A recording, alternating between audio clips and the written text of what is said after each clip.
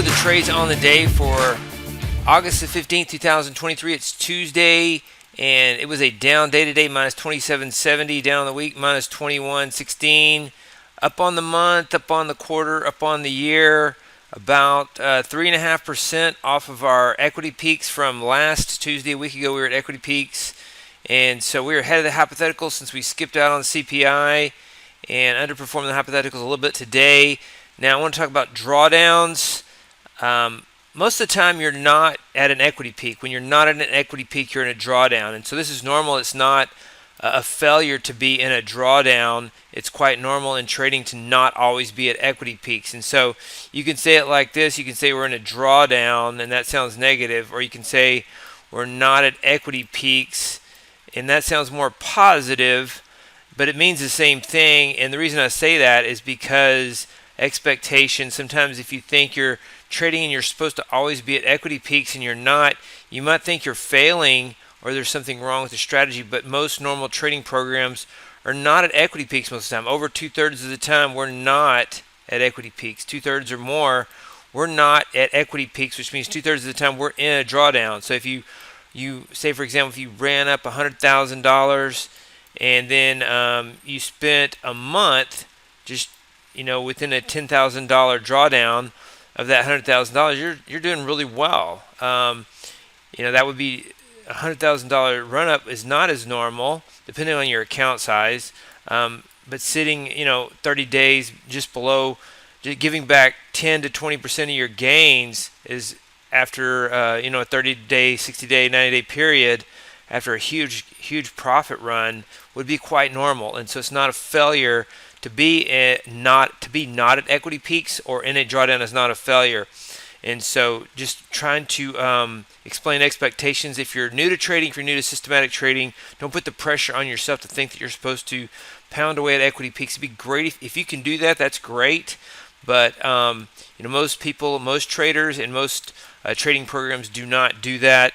It's pretty difficult to actually try to do better than that. And so we're always trying. We're always looking for ways to improve and increase winning percentages without affecting profit target or over optimization. Let's look at the markets and the trades on the day.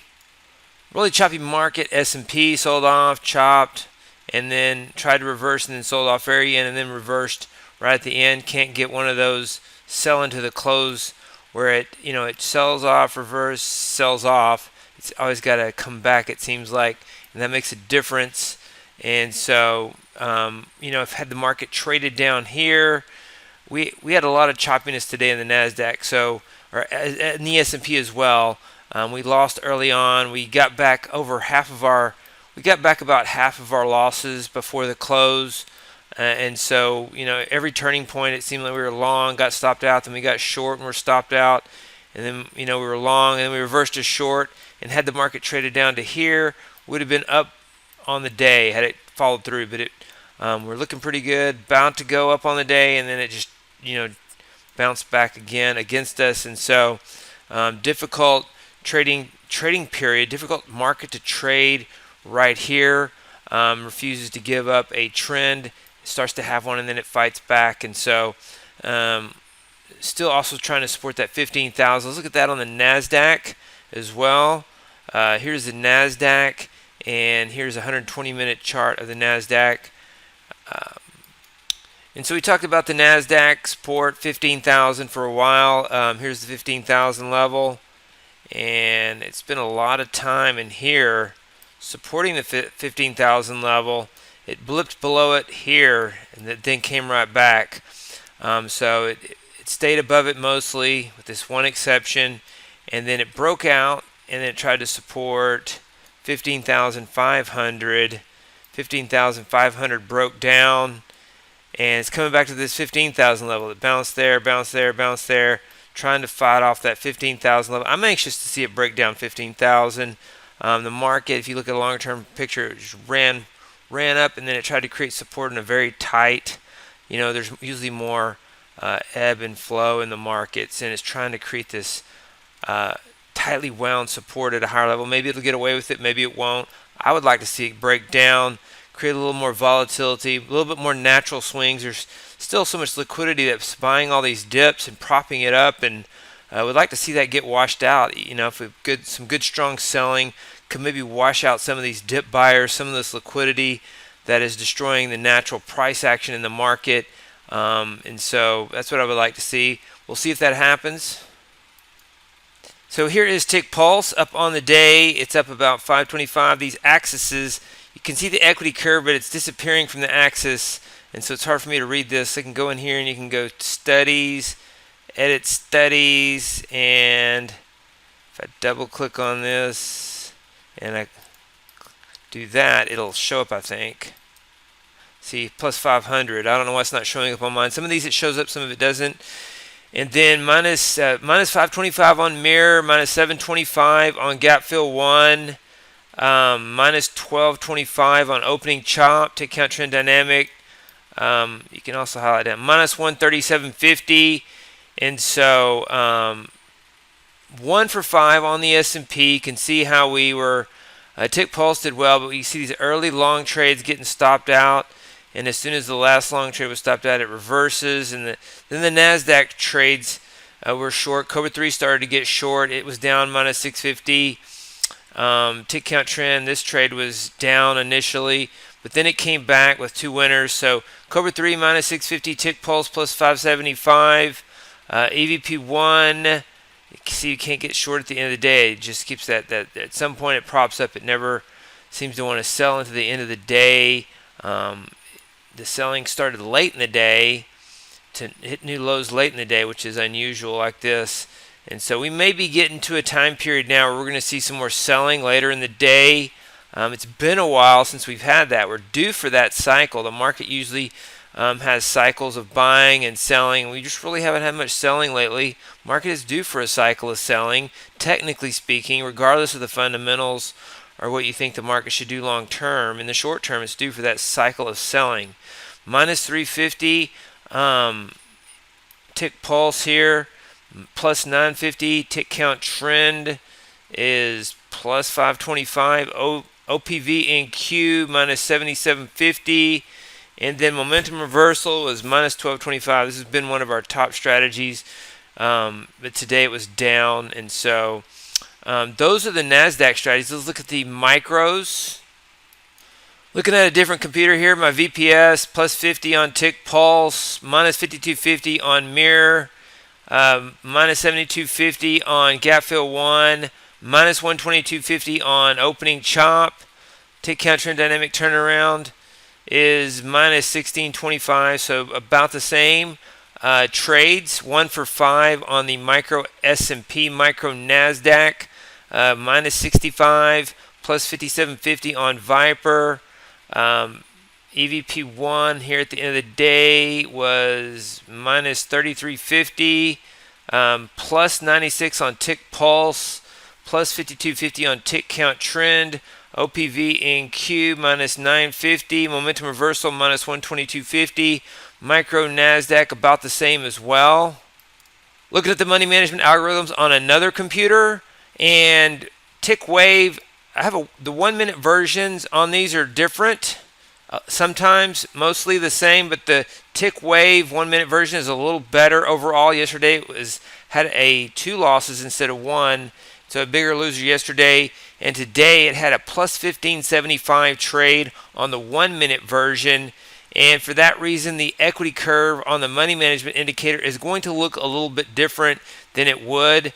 And so I still haven't implemented the 1 minute versions in my live trading, and the 1 minute versions, the reason I'm doing this is for the money management algorithms. The 1 minute version allows us to there is a 1 bar delay when you pass information from one chart to another chart in the same workspace or the same desktop on the same computer, or to a different desktop. There is it only passes information on a closed bar basis, and so we want to do that a maximum delay of 1 minute. So I've converted all these strategies to 1 minute, and the results are about the same. Some of them are slightly better, but about the same result overall. And today Tick Wave is better. Yesterday The 5-minute version did not have this loss on tick wave, but it had this loss.